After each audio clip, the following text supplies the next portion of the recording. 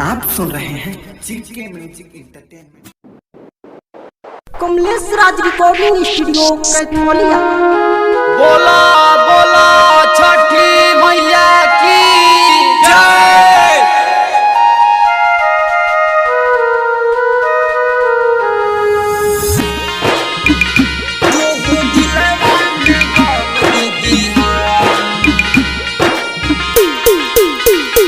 छठी माई हमरा पगली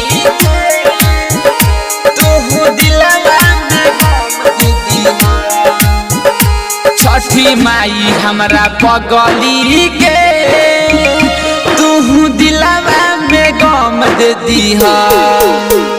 छठी माई हमरा पगली के तू दिलवा में गम दे दीह। जेगे दिल बिया हमारा के गम ओकर के न कम दीह।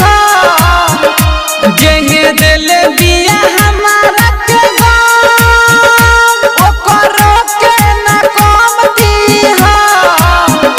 छठी माई हमरा पगली के तू दिलवा में गम दे दीह। छठी माई हमरा पगली के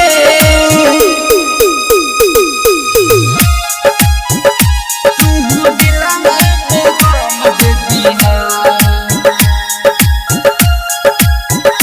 छठी माई हमरा पगली के तू दिलवा में गम दे दीह।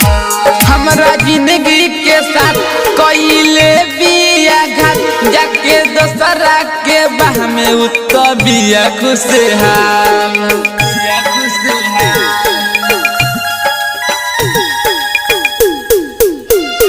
हमरा जिंदगी के साथ कइले बिया घात जाके दोसरा के बाह में उत बिया खुशहाल। उत कइले रहली वादा साथ छोड़ बना कबहू हो। उत कइले रहली वादा साथ छोड़ बना कबहू हो। छठी माई हमरा पगली के तू दिलवा में गम दे दीह।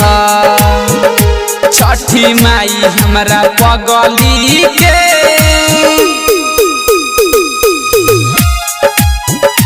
तू दिलवा में गम दे दीह। छठी माई हमरा पगली के तू दिलवा में गम दे दीह। माई निकू से मिला दी टूटल दिलवा जुड़ा दी ना तो के नहू से उन कर याद दिला दी।